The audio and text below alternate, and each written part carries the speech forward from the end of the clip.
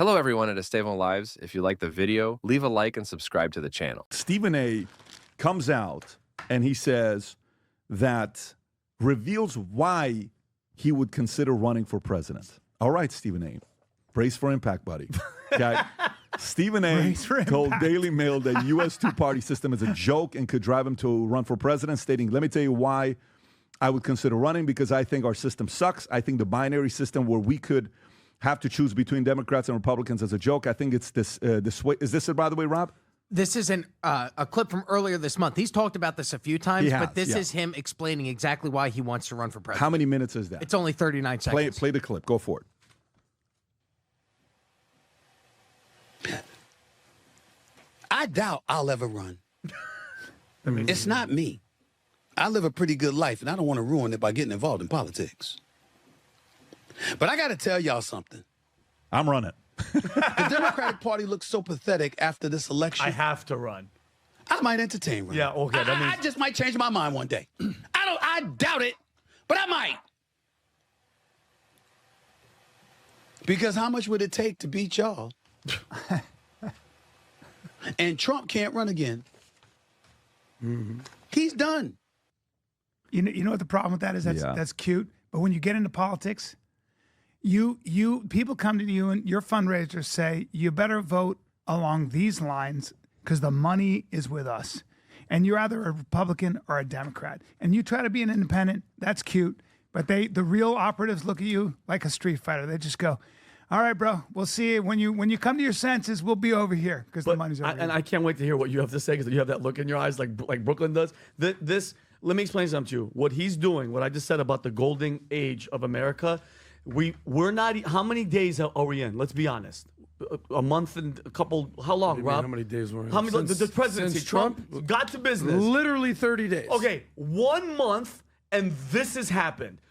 We're gonna have 4 years of this just kicking ass. I don't care anybody from the Democrat left.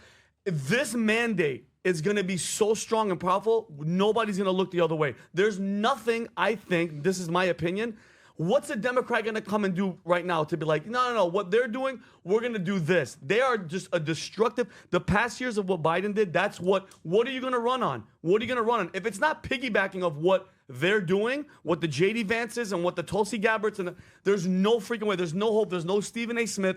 Nobody could stop this movement. I don't think so. There's no way. People have woken up, bro, and there's no way to go back to a nightmare. It's a wrap. If the economy has a hangnail, that's what they're going to run on. That's right. If they can find an average person who can no longer buy a Snickers bar today and they could buy it yesterday, they're going to put that person on camera. Every little thing is going to be hyper amplified. You're already seeing it right now.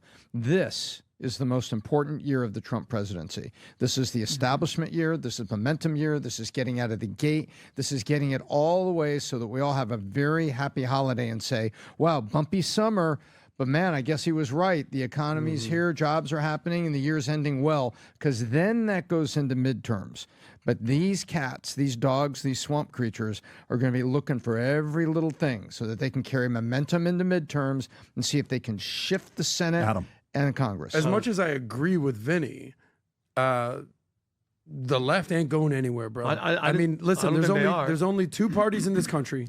And I guarantee you 4 years from now, just like every election of our lifetime. It's clear that they are failing to connect with voters, and their repeated mistakes are making them look weak and, as Stephen A. Smith put it, pathetic. I've felt for a long time that the Democrats lack strong leadership and a clear direction, and this last election just proved it even more. If someone like Stephen A. Smith, who isn't even a politician, can realistically imagine winning a presidential election, that says a lot about the sorry state of the Democratic Party. Even Patrick Bet-David has pointed out the same issues in his political discussions. Too close to call. Who knows who's going to... We don't know who it's going to be. We don't know what the agenda is. Unless the economy's we don't know what they're running ass. on. Yeah, but it's not Trump again. Right. Unless, I know J.D. Vance. J.D. Vance is... J.D. Vance, he's the future. Respectfully. He's the future. He ain't Trump, bro. I don't know, man. I think he's the future. I know he's not Trump. I think he may be the future. Vivek may be there. There's a whole list of issues. But don't get it twisted. They're going to come up with an agenda. There's still 40% of America who are never going to vote Republican. 52. Well, 52%. Because 48% are saying that we're doing well. As much as I agree with you, They have a game plan. They have an agenda. Let me ask and they're going to implement it. Let me ask a different question here. So for me, let's isolate one by one because a lot was said. Stephen A. Smith. So here's the challenge he's going to face. Stephen A. Smith was on a podcast, and I said, if your mother, who's his hero, was alive today, who would she vote for? And he said she would vote conservative. Yeah. She would vote for Trump. Okay, Yep. That's what he said when he was on the podcast. Okay, here's the problem he's facing. The problem Stephen A. Smith's facing is 90% of the policies of how he lives and he believes and he was raised on is on the right. Yes. It's not on the left. 90% right. is on the right, not on the left.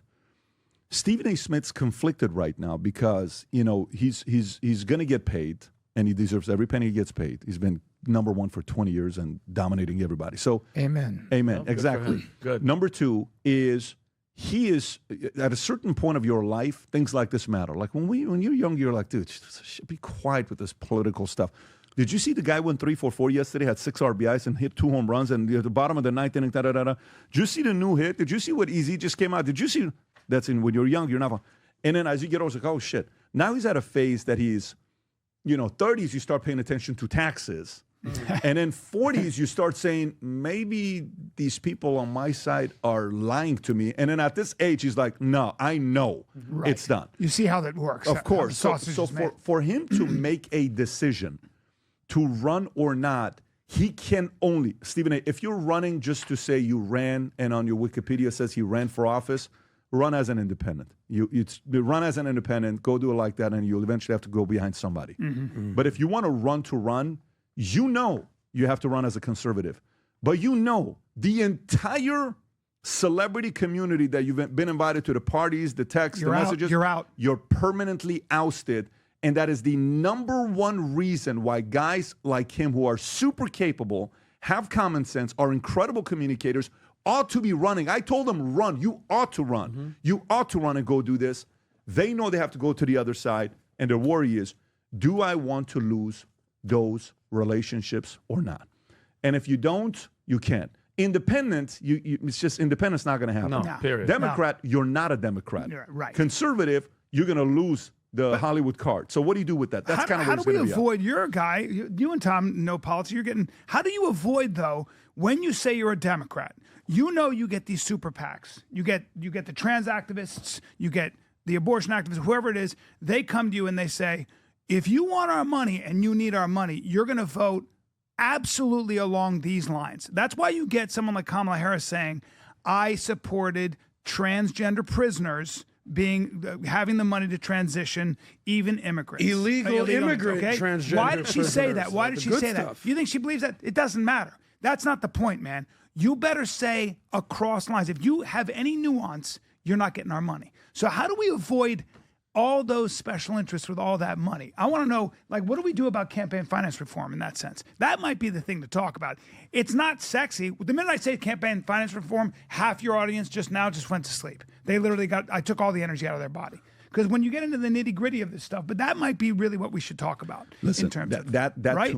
I agree. Tom, if you want to say something on that. I don't know. I think there's a time and a place for campaign finance reform. And when Byron Donalds was here a couple weeks ago, I made a comment. I said, if you want to find out why Elizabeth Warren is yelling and sounding a little weird at a hearing, find out who yelled at her an hour and a half before the hearing started. There you go. And Byron Donalds goes, that is so true. That's it.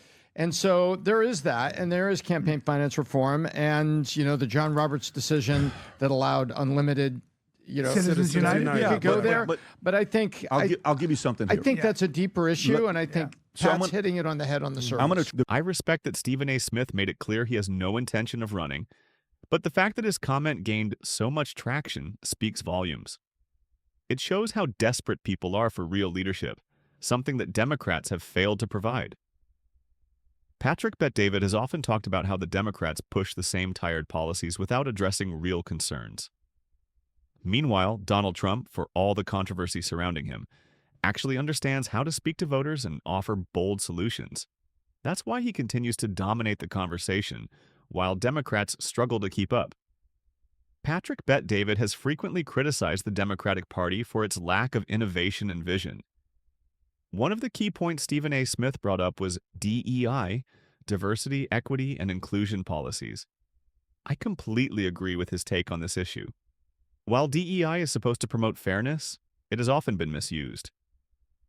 Donald Trump took action against these programs because in many cases they promote hiring based on identity rather than merit. Stephen A. Smith challenged the idea that minorities benefiting from these policies are unqualified, but I think it's important to acknowledge that these programs can create unfair advantages. Elon Musk, for example, has been vocal about focusing on competence over identity, and I believe that's the right approach. Patrick Bet-David has also spoken about the importance of hiring the best talent, regardless of race or background. Another point that stood out to me was Stephen A. Smith's criticism of how politics has become overly polarized. I couldn't agree more. People are tired of endless bickering and empty promises. Patrick Bet-David has discussed how voters want real solutions, not just political theater. Donald Trump understands this, and it's one of the reasons why so many Americans continue to support him. Democrats, on the other hand, seem stuck in a cycle of blaming others instead of taking responsibility for their failures. Patrick Bet-David has repeatedly pointed out that the Democrats refuse to adapt, and that's why they keep losing support. In the end, Stephen A. Smith made a strong case for why the Democrats are in trouble. If they don't change their approach soon, they will continue to lose elections and credibility. His hypothetical presidential run may have been a joke, but it highlights a real issue. The Democratic Party is weak, uninspiring, and in desperate need of a wake-up call. As Patrick Bet-David has often said, without strong leadership and real policy changes, the Democrats are setting themselves up for failure.